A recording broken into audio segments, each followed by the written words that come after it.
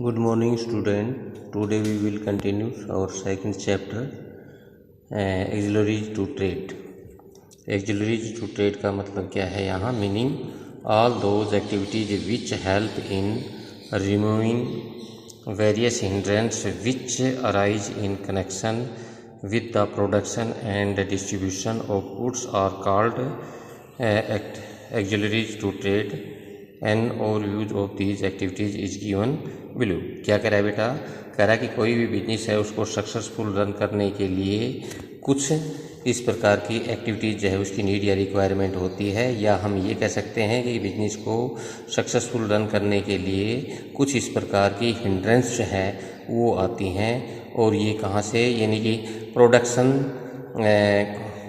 Produce करने से लेकर के और कंज्यूमर्स के पास जो प्रोडक्ट है उसको डिस्ट्रीब्यूट करने के बीच की जितनी भी जो कुछ इस प्रकार की प्रॉब्लम या हिंड्रेंस जो है वो क्रिएट होती हैं, उनको रिमूव करने के लिए कह रहा है कि इस प्रकार की जो सर्विसेज जो है उनकी नीड या रिक्वायरमेंट होती है उनको हम ऑक्सिलरी टू ट्रेड कहते हैं। और कह रहा है कि इनके डिटेल जो है हम इनके डिस्कस करेंगे, जिसमें पहला जो पॉइंट है transportation and communication.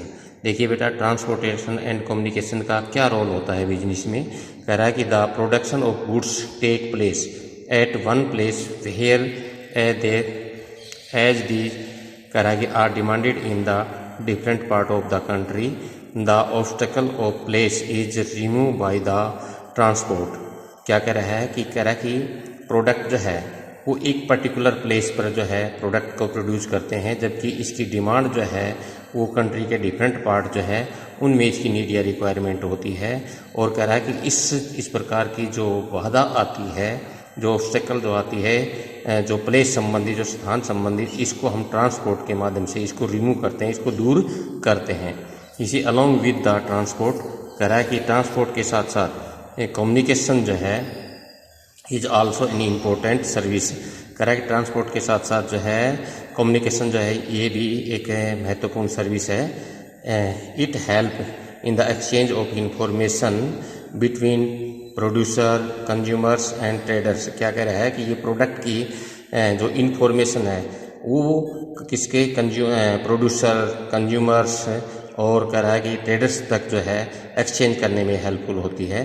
The common communication service, जो सामान्य तो जो है जो कॉमन जो सर्विसेज हैं उनमें से यानी कि मेनली जो है और पोस्टल सर्विस जो है, डाक विभाग, टेलीफोन, फैक्स, इंटरनेट एक्सेट्रा जो है, इस प्रकार की जो सर्विसेज जो होती हैं जो कि प्रोड्यूसर, कंज्यूमर्स और ट्रेडर्स के बीच में इस प्रकार की इंफॉर्मेशन जो है उनको एक्सचेंज किया जाता है। नेक्स्ट जो हमारे बैंकिंग एंड फाइनेंस, कह रहा है कि बैंकिंग एंड फाइनेंस जो है वो एक बिजनेस को सक्सेसफुल रन करने के लिए हेल्पफुल होता है। बिजनेस को रन करने के लिए कुछ फाइनेंस की नीड या रिक्वायरमेंट होती है, और फाइनेंस की जो मेनली नीड या रिक्वायरमेंट किसके लिए होती है? जैसे कोई एसेट्स है वो एक्वायर करने के लिए, परचेजिंग रॉ मटेरियल परचेज करने के लिए, एंड मीटिंग अदर एक्सपेंसेस, और दूसरे जो खर्चे हैं उनको पूरा करने के लिए।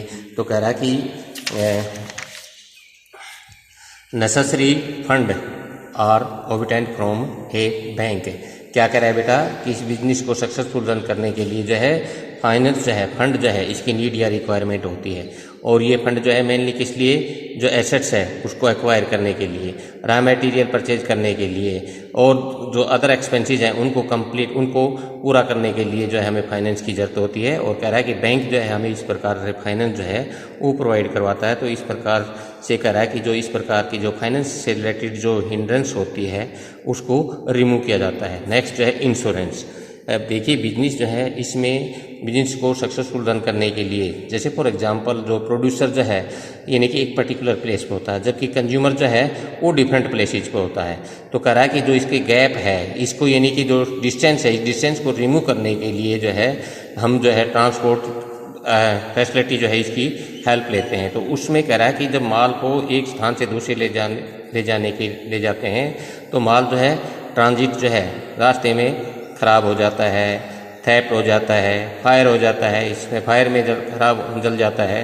कह रहा कि कुछ इस प्रकार के नेचुरल क्लाइमेट्स जो होते हैं उनके कारण जो है, तो कह रहा कि उसमें बिजनेस में लॉस हो जाता है, इसको लॉस को कवर करने के लिए हम इंश्योरेंस पॉलिसी लेकर के इस प्रकार से इस रिस्क जो है, इससे लॉस जो उसको कवरेज किया जा सकता है। तो देखिए, it provide A cover against the loss of goods in the process of A transit, storage, theft, fire and other natural climate जो है, इस प्रकार के जो है प्राकृतिक जो है प्रकोप जो है उनसे यानी कि नुकसान होता है, उसको कवर किया जा सकता है। वेयर हाउसिंग, देखिए यहाँ वेयर हाउसिंग जो है, इसमें भंडार गृह जो कह सकते हैं, इसका क्या रोल होता है, कह रहा है कि there is generally time lag between the production and the consumption of goods.